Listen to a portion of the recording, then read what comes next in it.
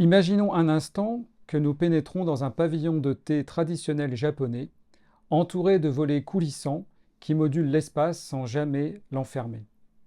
L'air circule, les jardins pénètrent à l'intérieur, imprégnant nos sens. Cette expérience concrète nous place déjà au cœur de notre réflexion d'aujourd'hui. L'intervalle japonais comme médiation fondamentale entre espace physique et espace mental, entre relations humaines et éveil spirituel. D'abord, je vais reprendre et synthétiser les grandes idées de mon livre sur l'intervalle japonais, pas pour les répéter telles quelles, mais pour poser les bases nécessaires à ce qui va suivre. Ces concepts fondamentaux nous serviront de tremplin pour la suite. Dans la seconde partie, j'irai plus loin sur l'aspect philosophique. C'est là que je développe des éléments nouveaux, notamment autour de la pensée de Yamauchi et de Nishida, que j'avais juste effleuré dans le livre, et cette extension me permet d'approfondir les fondements philosophiques qui sous-tendent vraiment cette notion d'intervalle dans la culture japonaise. Je dois aussi vous dire un mot sur le lien avec ma pratique artistique. Ces recherches théoriques influencent effectivement mon travail d'artiste, mais pas de manière systématique. La notion d'intervalle n'est pas au cœur de toute ma démarche créative, mais elle contribue ponctuellement à l'élaboration de certaines de mes œuvres. C'est cette articulation entre réflexion théorique et expérimentation plastique qui caractérise ma démarche de recherche-création. L'une nourrit l'autre sans que l'analyse se réduise à ma pratique. La première partie s'intitule « De l'espace physique à l'expérience humaine ». Avant d'explorer les manifestations contemporaines de l'intervalle japonais, il nous faut interroger l'histoire même de ces notions. Car si l'intervalle se révèle aujourd'hui sous de multiples formes, Maai dans les arts martiaux, Ma dans la musique, Senuima dans le théâtre no, sa conceptualisation théorique est plus récente qu'on ne pourrait l'imaginer. Le sinogramme Ma, une ouverture à travers une porte à deux battants laissant entrevoir le soleil, qui peut s'écrire dans sa graphie ancienne une ouverture à travers une porte à deux battants laissant entrevoir la lune, n'apparaît dans l'usage japonais qu'à partir du XIIe siècle, et il faut préciser que l'emploi conceptuel de termes comme Ma ou Aida ne fut pas généralisé depuis les époques Heian ou Muromachi. Elle fut théorisée aussi par des penseurs et architectes modernes à partir du siècle dernier. Alors, cette redécouverte moderne de l'intervalle japonais s'inscrit dans un contexte géopolitique et culturel particulier. Pendant la période Meiji, 1868-1912, sous l'influence occidentale, la création des termes jikan, temps, et kukan, espace, révèle une rupture. L'espace et le temps, jusqu'alors pensés comme un tout indissoluble, sous les termes Ma ou Aida, se trouvent soudain scindés selon une dualité nouvelle occidentale. Paradoxalement, c'est aussi à ce moment que les penseurs japonais, dans leur intense curiosité pour la philosophie européenne, Kant, Husserl, Heidegger, vont puiser dans l'herméneutique et la phénoménologie pour redéfinir certains concepts esthétiques japonais. Le philosophe Nakai Masakazu s'inspire ainsi du concept heideggerien d'être là, le Dasein, pour expliquer la notion d'intervalle japonais. Mais n'était-ce pas limiter cet aspect culturel à travers la seule grille de la phénoménologie?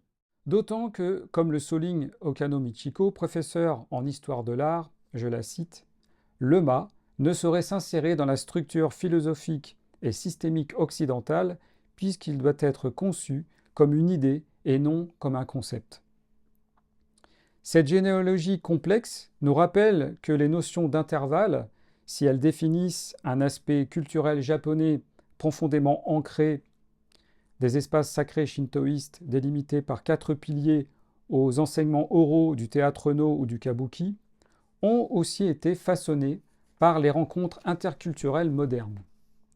L'intervalle japonais devient ainsi le lieu d'une médiation, non seulement spatiale et temporelle, mais aussi culturelle et philosophique. L'intervalle japonais, ma, révèle un espace de sens ouvert, relié aux notions de vide, silence et passage qui irriguent la culture asiatique. Cette logique se manifeste d'abord dans l'aménagement des jardins japonais, où les tobi-ishi, pierres à sauter, et les ponts hashi transforment le simple déplacement en expérience contemplative rythmée. Les pierres disposées avec des espacements variables sollicitent une attention corporelle particulière, créant une partition cachée où chaque pas suspend ou accélère le temps selon les enjambées nécessaires. Cette dimension dépasse la simple fonction pratique pour revêtir une portée cosmologique profonde. Les ponts, notamment, incarnent la liaison entre deux univers qui habituellement ne communiquent pas. Héritant de la mythologie du Kojiki, où Izanagi et Izanami créent le pont flottant du ciel entre monde invisible et monde visible. Cette symbolique traverse le théâtre No, où l'Ashigakari, la passerelle située sur le côté de la scène principale, matérialise le passage entre monde des morts et des vivants, perpétuant l'espace Laïda qui relie et sépare simultanément. Au-delà de ces aménagements scéniques se dessine un principe organisateur fondamental. La culture japonaise développe une logique particulière de la dualité qui appelle systématiquement une médiation harmonisante. J'ouvre une parenthèse. Dans le Kojiki, ou traduit Chronique des choses anciennes, ouvrage datant du 8e siècle, s'établit le modèle archétypal, les divinités primordiales Izanagi et Izanami engendrent par leur dialogue créateur l'ensemble des polarités du monde visible, jour, nuit, vie et mort, terre et ciel. Mais ces dualités ne restent jamais dans l'affrontement stérile. Des kami médiateurs émergent pour harmoniser les forces opposées, à l'image d'Ameno Minaka Nushi no Kami, auguste divinité centre du ciel, qui unifie les énergies cosmiques croissantes et décroissantes. Cette médiation divine s'incarne aussi dans les Saki Mitama, esprit positif, et Kushi Mitama, esprit négatif, du shintoïste ésotérique, formant une dialectique de type yin-yang où mort et vie s'échangent et se contiennent mutuellement. Cette structure ternaire établit les fondements cosmogoniques du Kojiki, avec les kami médiateurs unissant les forces opposées et se retrouve dans l'esthétique contemporaine. L'Iki de Kukishuzo naît ainsi de la tension entre résignation et vaillance, tandis que le compositeur contemporain Takemitsu fait du silence un instrument, créant avec la musique une dualité féconde. L'intervalle japonais actualise donc cette logique de médiation dans l'expérience spatio-temporelle, devenant, selon Fujita Masakazu, le tournant créatif qui produit de la nouveauté. Cet espace dynamique de transformation, ni vide ni plein, trouve son expression ultime dans l'habitat traditionnel avec le tokonoma, l'alcôve qui fluidifie les relations sociales par sa fonction médiatrice. Cette omniprésence de l'intermédiaire conduit naturellement vers une interrogation plus profonde sur les notions de vide et de silence, véritable fondement de cette esthétique particulière de l'entre-deux.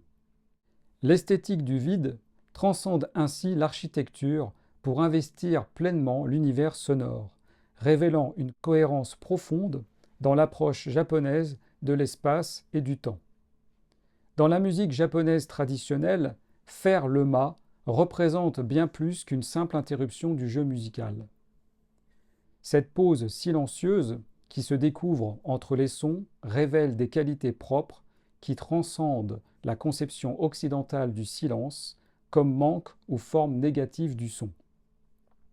Le temps présent nous enveloppe alors que, dans cette suspension, amplifie le sentiment d'absolu qui accompagnent ces instants privilégiés. Cette approche trouve sa parfaite illustration dans la structure même du son, particulièrement celle émise par les cloches Boncho des temples bouddhistes. L'expérience sonore se déploie en 3 moments significatifs. L'atari, où la cloche frappée produit un son net et clair. L'oshi, qui prolonge cette attaque par une réverbération sourde et harmonique durant une dizaine de secondes. Puis l'okuri, dont la vibration finale résonne pendant près d'1 minute avant de s'évanouir dans le silence. Cette progression naturelle du son vers le vide révèle comment le silence devient le réceptacle nécessaire à toute forme sonore. Les musiciens de Sho, l'orgue à bouche, illustrent parfaitement cette philosophie en prolongeant un son infime jusqu'à la naissance du suivant, révélant que le ma ne constitue nullement un élément négatif à bannir de la musique. Cette conception spatio-temporelle transforme la pause en expérience positive, esthétique que l'on retrouve aussi bien dans le gagaku, musique de cour et musique classique japonaise, que dans le théâtre no. Permettez-moi d'abord d'introduire un concept fondamental de l'esthétique japonaise, Jo-Hakyu, qui signifie littéralement introduction brisée rapide. Ce principe temporel organise toute création artistique en 3 phases qui s'harmonisent selon une mutation progressive naturelle. La musique, la danse ou le théâtre suivent le rythme de leur propre croissance temporelle, un développement qui dépend davantage du temps lui-même que d'une volonté humaine imposée. Cette construction trouve son origine dans la musique de cour gagaku, mais c'est le grand dramaturge de No Zeami, XIVe et XVe siècle, qui l'a véritablement théorisé. Pour lui, Jo-Hakyu constitue un principe universel qui régit le mouvement de toute chose, un peu comme la musique chinoise fait appel à l'équilibre yin-yang. L'essentiel de cette esthétique réside dans l'absence de heurts. Tout changement doit être progressif, évitant toute rupture brutale dans le flux temporel de l'œuvre. Dans le no, le principe de Jo-Hakyu est central dans la musique et la danse. Mais il existe également un autre principe esthétique qui concerne la danse du shite, l'acteur masqué du no. Ce personnage central de cet art théâtral appartient au monde des morts et à l'au-delà. Ces gestes excluent tout mouvement emphatique et se divisent en une série de katas, ces petits ensembles gestuels qui s'enchaînent entre eux par des mouvements transitoires. Cependant, les katas peuvent s'interrompre, marquer une pause, dans le but d'intensifier l'instant dramatique de la scène. Le geste suspendu, autant que dans la danse du shite, exprime une émotion prodigieuse et affecte profondément le spectateur. Chez Zeami, l'esthétique de la pause dans le mouvement de l'acteur se définit par le terme Senu Hima, intervalle de non-interprétation. Je cite Zeami dans cette traduction de René Siffer. Il s'agit là d'une disposition par laquelle l'acteur assure sans le moindre relâchement la cohésion mentale de son jeu. C'est une concentration de l'esprit qui fait que, au moment où vous cessez de danser, à l'instant où vous cessez de chanter, vous restez sur vos gardes en concentrant toute votre attention. L'émotion créée par cette concentration de l'esprit, s'exhalant au dehors, constitue l'intérêt. Il s'agit de susciter une émotion, mais le dramaturge ajoute, et c'est essentiel, il serait mauvais que, du dehors, on s'aperçoive de l'existence de cette concentration de l'esprit. Si on s'en apercevait, elle dégénérerait en procédé. Ce ne serait plus là une non-interprétation.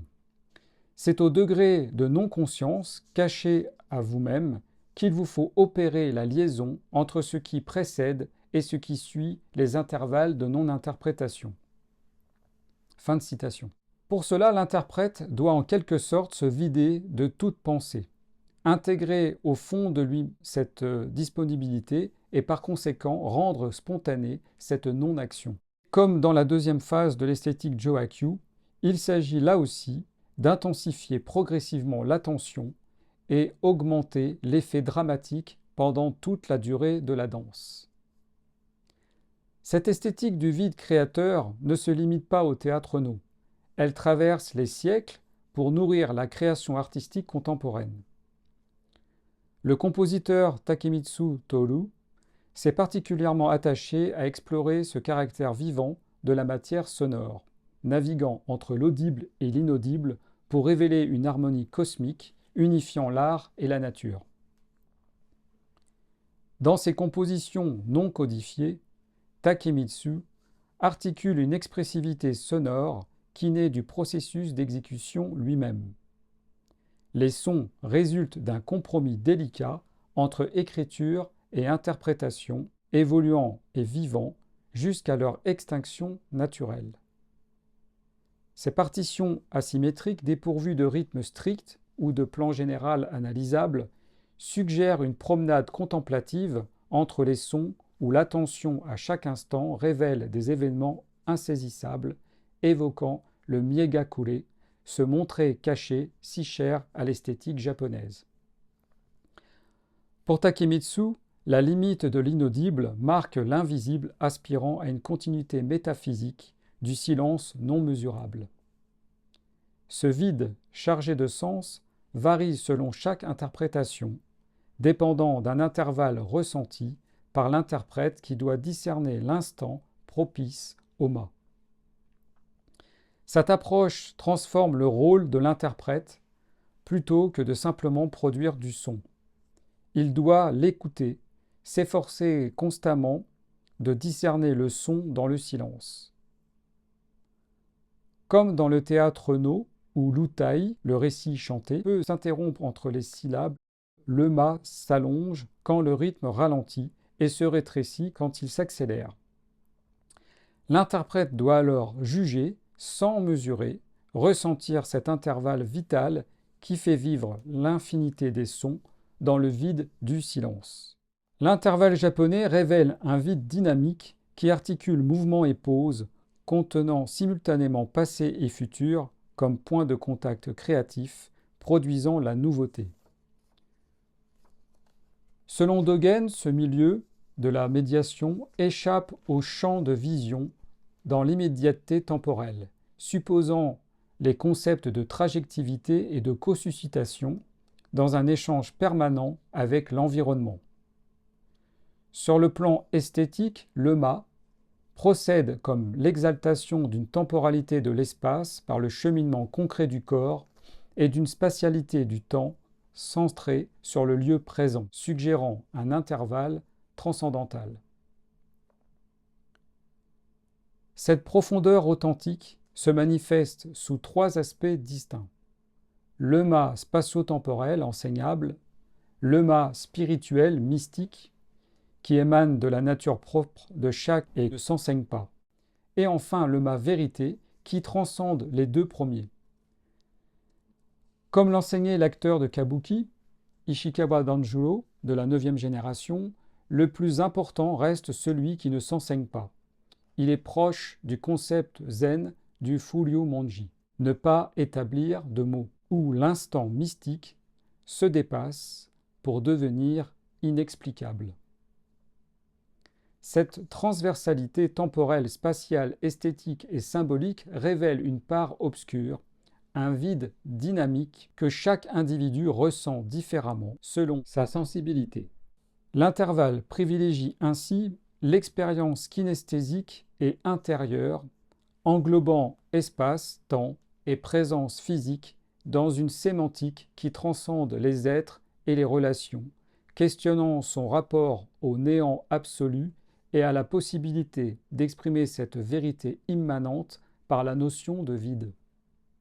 Cette esthétique de l'intervalle privilégie un sentiment d'immédiateté où se côtoient dans les transitions fluides la forme et son absence, l'action et la non-action. Les espaces intermédiaires deviennent des lieux du possible, des vides flottants propices à l'art et à la célébration de la nature. Je vais conclure cette première partie. Nous venons de voir comment l'intervalle japonais, qu'il se nomme Ma dans la musique ou Senoima dans le théâtre no, constitue depuis des siècles un principe esthétique fondamental, bien avant sa théorisation moderne. Du kabuki à l'expérience contemplative des jardins, des espaces intérieurs à la musique de Takemitsu, cette logique du vide créateur traverse de nombreux arts japonais avec une remarquable cohérence. Mais cette esthétique de l'intervalle révèle-t-elle une philosophie plus profonde? Comment penser cet espace-temps qui précède l'individu et fait naître les relations?